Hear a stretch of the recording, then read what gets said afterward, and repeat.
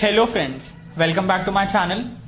आज हम पढ़ने वाले हैं क्लास 9th का topic structure of an atom. तो चलिए स्टार्ट करते हैं। इस चैप्टर में हम पढ़ने वाले हैं डाल्टन्स एटॉमिक थ्योरी के बारे में, Thomson's model, Rutherford's model, Bohr's models, सब atomic particles that are electrons, neutrons and protons, isotopes and isobars, mass number and atomic number, and then average mass of an atom. तो चलिए Dalton's atomic theory से start करते हैं। अब Dalton atomic theory, Dalton's atomic theory stated that an atom is indivisible. Indivisible means it cannot be divided into smaller parts. It is a fixed mass that cannot be divided. But later it was discarded because it was proved that atom is not indivisible. That is, atom can be divided into protons, neutrons and electrons. That you are well aware. You have to remember only this, that what it stated and why was it discarded. Now we are coming to Thomson's model of an atom. Thomson's model was proposed in 1904. Now what does Thomson say? Thomson says that atom is a positive sphere and electrons are embedded in that. An atom is neutral, electrically neutral, as total positive charge is equal to total negative charge. Different names were given to his model, that like apple pie, plum pudding, watermelon, Christmas cake and many more. Why? Because see, a watermelon is like this. This is a watermelon in a shape of a sphere, and then seeds are embedded in that. So Thomson said that electron are embedded in a positive sphere. An atom is a positive sphere. So this is an atom and the electrons and protons are embedded. So this was Thomson's model. Now coming to our next theory, that is Rutherford's. Rutherford performed a gold foil or alpha scattering experiment. See, he was interested to know the position of an electron in an atom. Daltons could not determine the position of the atom, but Rutherford was interested to know that. So for this he designed an experiment where fast moving alpha particles were made to fall on a thin gold foil. Now you may be wondering why only alpha particles were used and why gold foil was used. First we will see why alpha particles. What are alpha particles? See, alpha particles are helium-2 positive ions with a charge of +2 and a mass of 4 units. Remember, +2 charge and 4 units mass. Now why alpha particles were used? Alpha particles were positively charged and he thought that they have a mass of 4 units. So a considerable amount of energy is they have to penetrate through the matter. 4 units mass is very much. So this is a amount of energy that is required to penetrate through the matter. So that is the reason alpha particles were used. Now the question comes, why he used only gold foils? See, you remember that gold is the most malleable. And he wanted a thin layer as possible to achieve closest to 1 atom thickness. Means gold की इतनी thin layer उसको चाहिए थी जिससे कि वो एक atom thickness तक पहुंच सके. Atom की thickness होती है 0.004 centimeters. Now I will discuss about the Rutherford's model. What was his model and the experiment by a diagram. This is his model.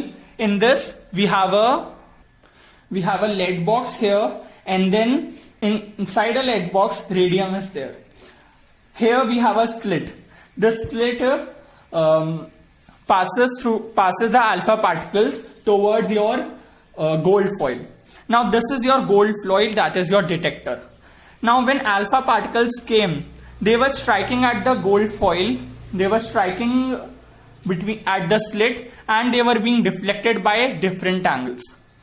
Some were deflecting like straight, some were not deflecting, they were going straight through the line, and some were bounding back. Means very few were bouncing back, that going back to their original position.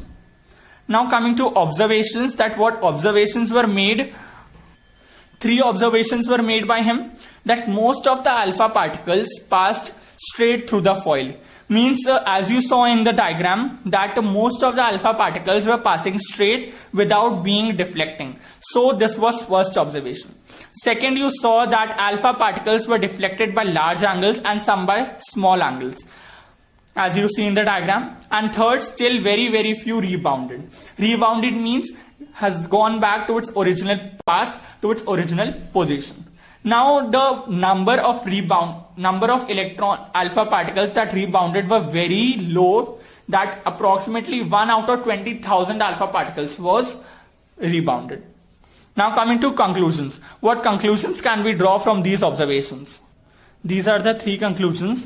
First, an atom is mostly empty space. As you saw in first observation that most of the alpha particles pass straight. So this means that there is nothing inside the atom and it is empty. Second, there is some positive charge in the atom which occupies a very small space. From second observation, you can say that some were deflected by large angles and some by small angles. Alpha particles were positive. So if there was a negative charge in the atom, they would have attracted, but they were deflected, they were bounded back. So there is some positive charge which has a very small space, as a very small number of alpha particles were deflected. Third, there is some heavy dense body inside the atom. How? Because very few were rebounded back. There was a heavy body which occupies a very small space in the atom, and you all know that is your nucleus. Now coming to postulates of Rutherford's model. Rutherford's model was known as planetary model. So what were the postulates? An atom has a positive charge center called the nucleus. As we have seen from observations that there is some heavy dense body. So that is the nucleus and that is positively charged. Second, nearly all the mass of an atom resides in the nucleus. We all know that protons and neutrons constitute the nucleus and all the mass of the atom is inside the nucleus. Now electrons revolve around in well-defined orbits. This we will see further on, that what are orbits and how the electrons revolve around them. Fourth, electrons and nucleus are held together by electrostatic force of attraction. Electrostatic force of attraction is your charge, nuclear charge. So they both are held together by this force. Now there are some drawbacks that why this model was discarded. See, this was discarded because it did not explain the stability of an atom. How stability of an atom? It did not say that where is atom located, where is nucleus located, and how are electrons revolving. And secondly, he does not obey the Maxwell's theory of electrodynamics. About this theory, you will study more in your 11th standard. So we are not touching it just now. Now we are coming to fourth model, that is your Bohr's model. Now as you have seen, electrons revolve around the nucleus in certain fixed orbits called energy levels designated as K, L, M and N shells. It was in the Rutherford model also. So now we will understand it more deeply. Bohr said that electrons revolve in certain fixed orbits. They are fixed, they do not revolve, but electrons revolve in that. And they are designated as 4 shells that are K, L, M and N shells. Energy remains constant all through the time, that no energy is emitted or absorbed by the electrons during revolution. These orbits are also called stationary states because they do not revolve. They are stationary, as I told you. K. Now, what are the meaning of this K, L, M, and N? So K means N is 1. What is meant by N? N here is the shell number. Your first shell is your K, second is your L, then M and your N. Number of electrons in shell. You have a shell for suppose L. How many electrons should be there in that shell? That is 2 into n square, that is 2 into 4, that is 8 shells should be there in the L shell. Understand through a diagram. This is your structure of an atom. This a small dense particle. This is your nucleus as we saw in Rutherford's model. These are your electrons. These particles are your electrons, and the orbits, these are your orbits in which the electrons are revolving. K, L, M, and there is N also. Coming on to our next topic, that is subatomic particles. What are subatomic particles? Subatomic particles are electrons, protons and neutrons. So we will study about them, not very deeply, but we should have a simple knowledge about them. First comes electrons. Electrons was discovered by J.J. Thomson, and you have to learn the values of charge and mass of protons, neutrons and electrons. So charge on an electron was measured by minus 1.6 into 10 raised to power of minus 19 coulombs, and mass was 9.1 into 10 raised to power of minus 31 kg. Remember, they have a relative mass of 1 unit, but the actual value is this. Coming to protons, protons were discovered by Goldstein, and the charge on proton was just the positive of electron.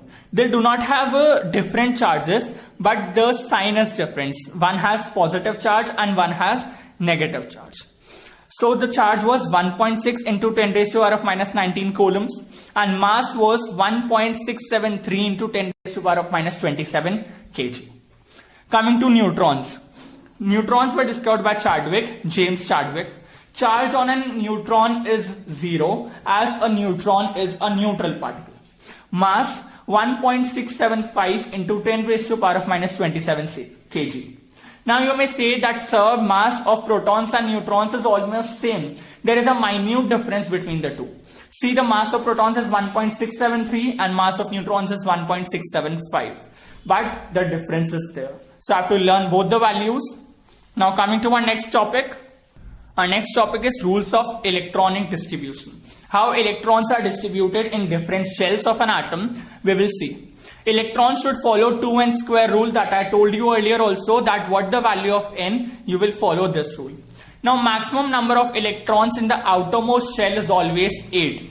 Outermost shell means the last shells of your atom. It is always 8 except hydrogen and helium.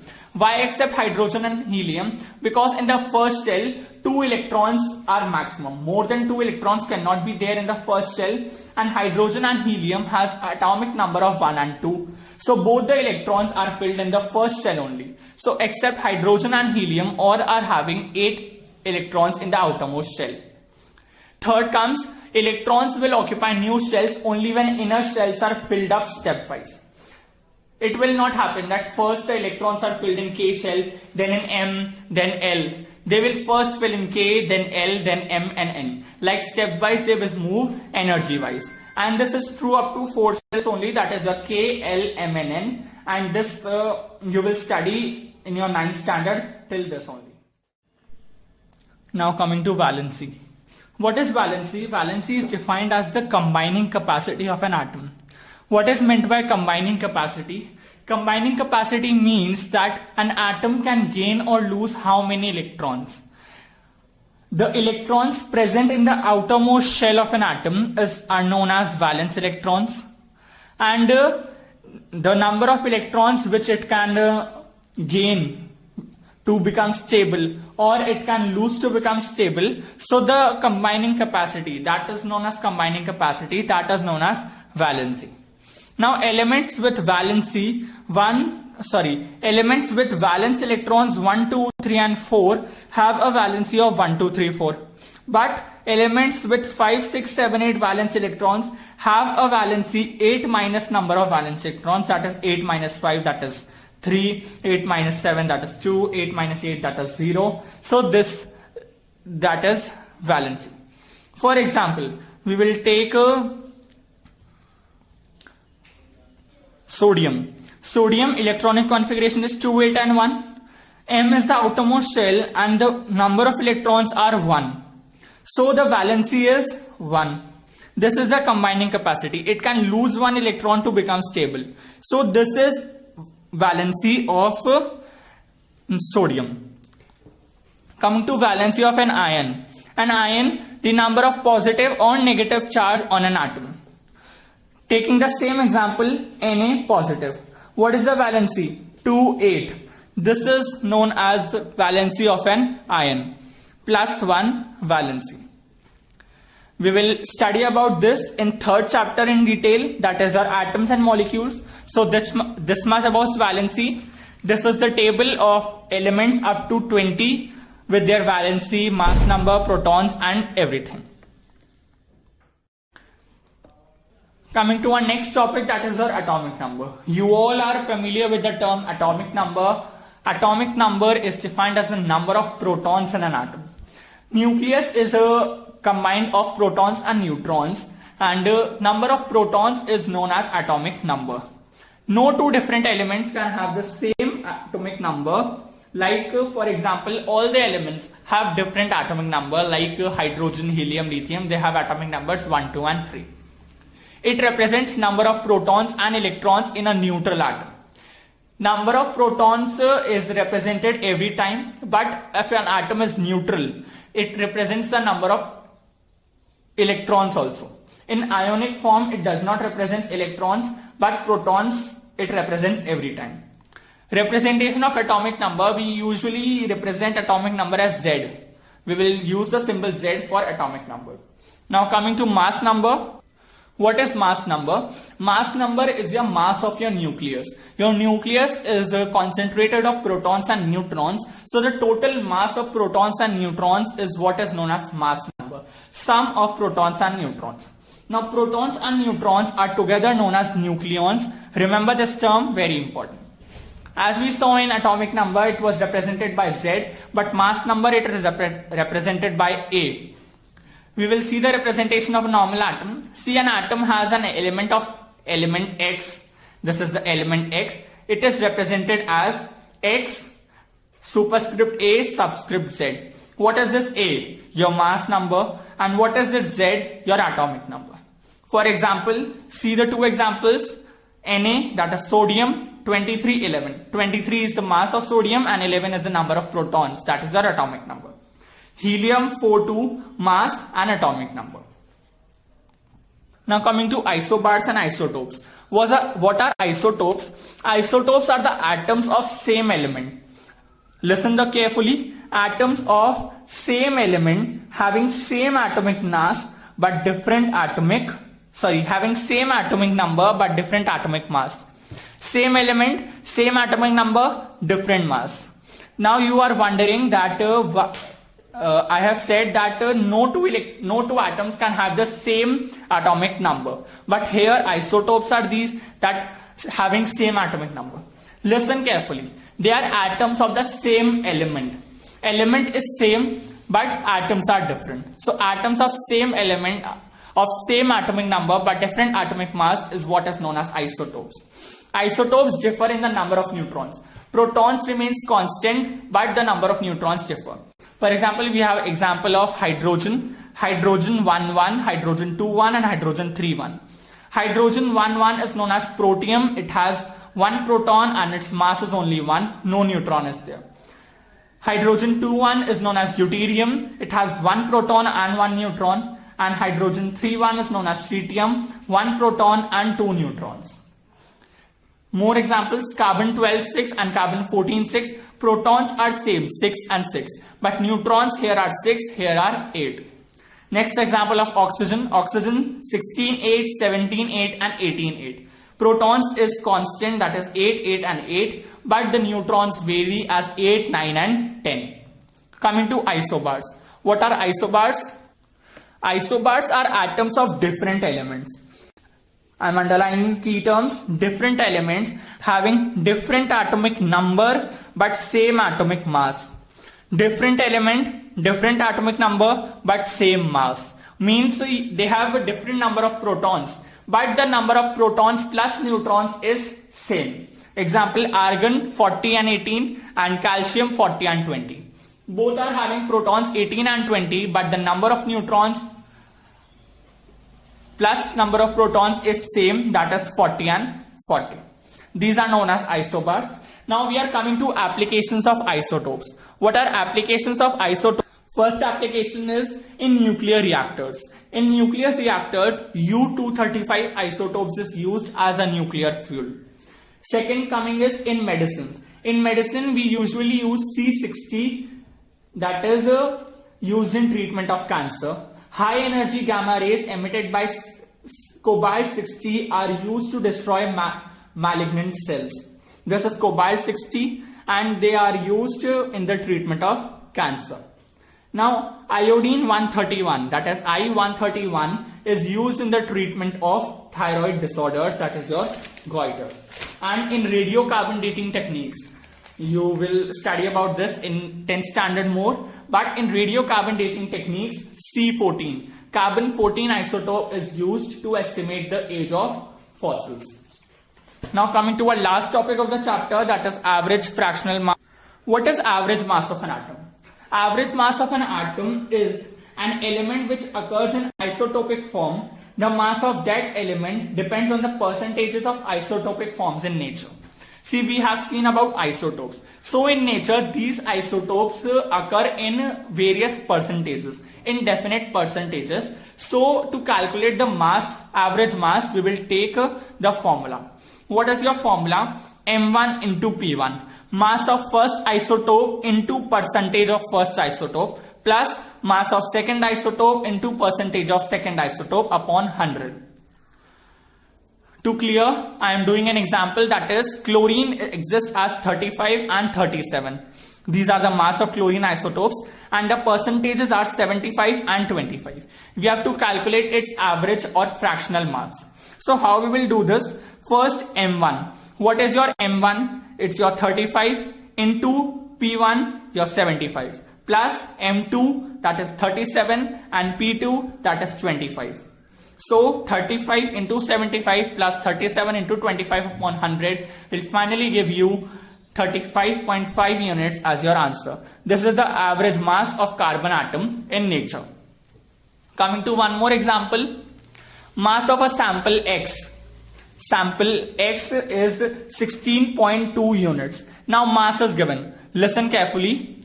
Find the percentage of isotopes of X16 and X18. Now we are given with average mass of an atom and we have to find the percentages of the isotopes. We will use the same formula, but we will take a percentage as X. If one percentage is X, what will be the other percentage? 100 minus X, obviously. So we will apply the formula, that is mass 16.2 is equals to 16 into X, mass first into percentage 1 plus mass 2 18 into percentage 2, that is 100 minus X. And finally we will get X as 90% and 100 minus X will be 10%. So X16 will be 90% because we assumed percentage as X. So X16 is 90% and X18 is 10%. We will do following more questions regarding this. This is your next question. Carbon exists as C12, C13 in nature. The mass of carbon is 12.011. Find percentage abundance of C12. We have to find the percentage of C12. We will again use the same formula like this, and finally we will find C12 as 98.9%. Now we will practice a few questions about electronic configurations. Read the question carefully. What will be the composition of the nucleus of an atom with atomic number 19 and mass number 39? Composition of nucleus. What is composition of nucleus? Mass, number of protons plus number of neutrons. We have to calculate everything, electrons, protons and neutrons, and finally the mass. First, atomic number is equal to number of protons, that is 19. Mass is given as 39. So what is neutrons? Neutron is mass minus protons, as mass is protons plus neutrons, so neutrons is mass minus neutrons. So it will be 20. And electrons equals to number of mass number of atomic number of protons. So neutrons will be 19. Coming to next question. An atom has 2 electrons in an M shell. Find its atomic number and name the element. KLM. Remember, 2 electrons in K shell, that is maximum. L can have maximum of 8 electrons and M has 2 electrons. Total we will do, atomic number is coming 12, and at the 12th number we have magnesium. Clear? Coming to the next example, that is write the electronic configuration. This EC is a short form of electronic configuration of sodium ion, and find the number of protons, electrons and neutrons in sodium atom. Atomic mass we are given as 11 and mass, atomic number is 11 and mass is 13. Electronic configuration of sodium 11, so we will distribute the shells as K, L and M. K we have 2 electrons, L and 8, and M we have 1. Total 11. Number of protons, that is atomic mass, is 11. Number of electrons will be 11 because it's a neutral atom. Number of neutrons is mass minus number of protons, that is 23.